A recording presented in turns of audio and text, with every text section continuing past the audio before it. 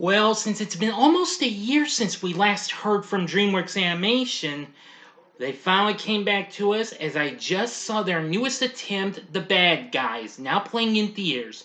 But is this adaptation of the children's book series a fun-filled tale where bad can go from good, or is this just something that just is completely bad, completely? Find out right now in this spoiler-free review. Bad Days Entertainment Rankings and Reviews.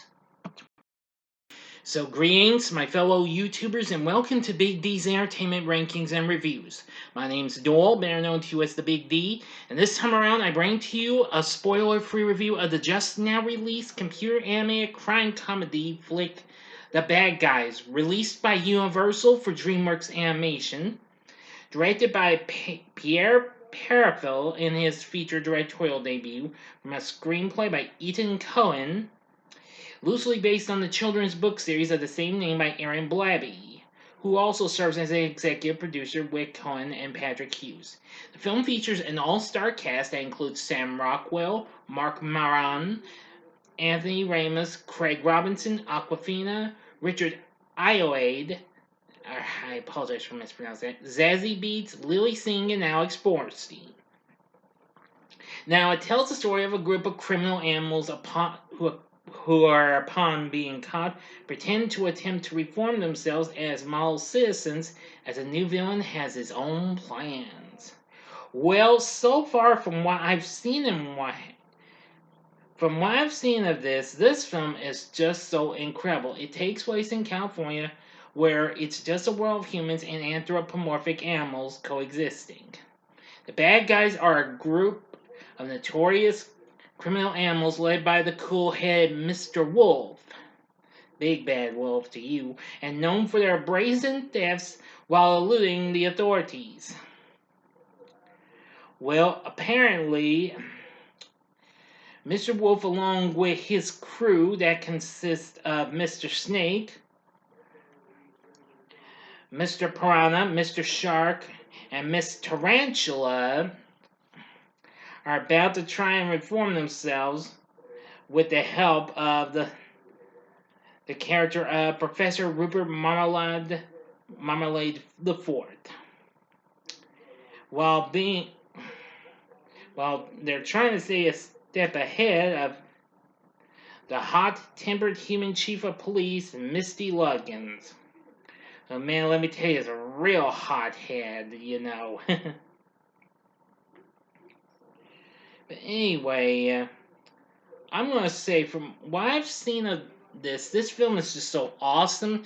Now, it might not be one of DreamWorks' best. It may not rank up there with bigger titles of theirs from their early days into some later years, like Shrek or Kung Fu Panda, Madagascar, or heck, even How to Train Your Dragon. But overall, I think this was so good and what have you. Now, the film has gotten good reviews and what have you. It's currently 85% on the tomato meter. And they read that it's fast-paced, funny, and full of colorful visual appeal. It's good news for audiences seeking options the whole family can enjoy. Yeah, I will say, I think this is the one film that's really going to save family movies after we haven't had much. Well, aside from Sonic the Hedgehog 2. Anyway, I'm going to say, it's really good. I really like the story and what have you. And its twist with one of the characters, which I will not say what it is, that would be spoiling the films, and that won't happen because this is a spoiler-free review. But anyway, I think this was just incredible. It kind of reminds me of the Danny Ocean films, and even its female spin-off, Ocean's 8, which Awkwafina just happened to be in. Yeah.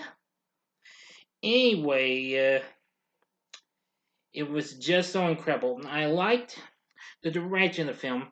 I only had a slight downside with some of the pacing, but but slight negatives don't negatives or downsides don't really cost any points, from my scores.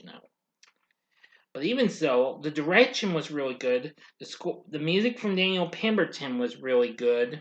It had some real good music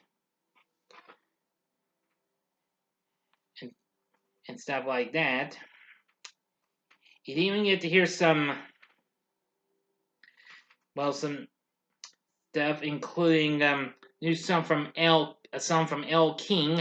Reckon you know who that is. Let's see.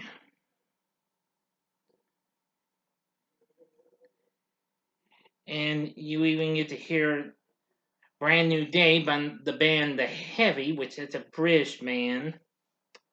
Anyway, I think that's really cool. I'm glad Dreamworks has finally managed to give us an even more cooler flick and what have you. Now, even though their previous attempt, The Boss Baby, Family Business, which there happened to be a film that caused this film to be delayed and what have you, but still, it still has a great entertaining value. It has great action sequences. It might have some, humor and, rude humor and what have you, but don't really mess everything up. No. But the big thing about this movie is the voice cast. Voicing Mr. Wolf is Sam Rockwell, who I mostly know best from various films and what have you. Of course, amongst some of them have included the first Charlie's Angels movie. I also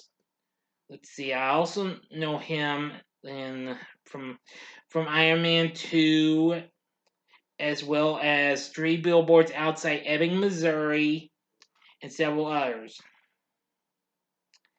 Now, of course, this would be. I'm trying to get a better look. Yeah, this would be the second DreamWorks animation film he'd lent his voice to. He recently lent his voice to Trolls World Tour a couple of years back. And he's done lots of other movies and what have you. Anyway, his performance was really incredible. Okay, sorry. Anyway, he's a pickpocket. Voicing Mr. Snake is stand-up comedian, podcaster, writer, and musician Marc Maron, who, of course, recently has his own IFC series, Maron, and he recently co-starred in Netflix's recent hit series, Glow. Now, of course, Mr. Snake is a sarcastic, safe-cracking Burmese python and second in command. He's the oldest member of the gang. Voicing Mr. Piranha is Anthony Ramos, who I've recently seen him playing Ramon in the 2018 version of A Star is Born, and more recently as Usnavi, or how the heck you pronounce that, in last year's In the Heights. He also appeared in Hamilton as well. Yes.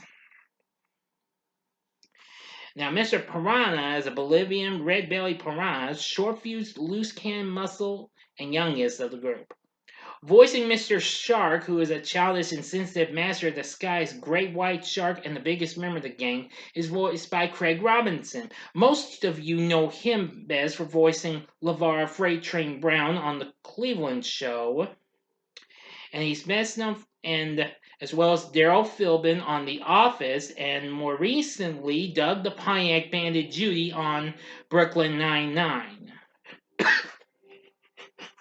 Excuse me. I also know him from Hot Tub Time Machine as well. He does a good job. And of course, Awkwafina, who recently appeared in Ocean's 8. She also appeared in The Farewell and several other movies. She plays Miss Tarantula, the sharp-tongued, equally sarcastic expert, hacking red-kneed tarantula, also known as Webbs or Ma Harry, and the only female member of the group. Richard Ayoade, who I'm not too familiar with, does Professor Marmalade the Fourth, Thomas Guinea Pig philanthropist who suggests that Mr. Wolf's groups are doing good deeds while having a villainous agenda of his own, but, well, well, you may want to see that. Voicing Diane Foxington of Red Fox Governor, later revealed to be a former lady thief called the Crimson Paw, that's only a slight heads up, excuse me, is voiced by German-born American actress Zazie Beetz, who of course stars on FX's hit series Atlanta. Voicing Tiffany Fluffett, a human news reporter, is Lilly Singh, and voicing Misty Luggins is Alex Borstein, who most of y'all know best as the voice of a certain Lois Griffin on Family Guy. Anyway, from what I've seen, the voice acting cast is superb. Again, while it may not be one of DreamWorks' best flicks, but it does try to does its best in my view, and it was a blast from start to finish. It was incredible. So I'd say go and see The Bad Guys. You might like it. It's really good. Anyway, for my score for The Bad Guys, I'm going to give it 5 stars, which of course means on a scale of 1 to 10, I'm giving it a 10. Definitely. So what are your thoughts on The Bad Guys? Tell me in the comments section below. If you like this video, click the like button below, subscribe to my channel, and be a part of the Big D Nation. Join me next time when I bring to you the latest episode of the Wide World of Game Shows as I talk about Match Game. So thanks for watching, and if you like this, consider checking out my reviews for these previous hit films for DreamWorks Animation. In the upper left-hand corner is my review for The Croods, A New Age from 2020, or go to the upper right-hand corner for their recent hit from last year, The Boss Baby Family Business. Both of which are spoiler-free reviews, or go to the bottom left-hand corner and see my recent spoiler-free review for Sonic the Hedgehog 2. In the bottom right-hand corner is the button you can click to subscribe. If you like rankings and reviews on movies, TV, music, video games, etc., then I'm your guy. Thank you for watching. Until next time, I'm the Big D saying, see ya.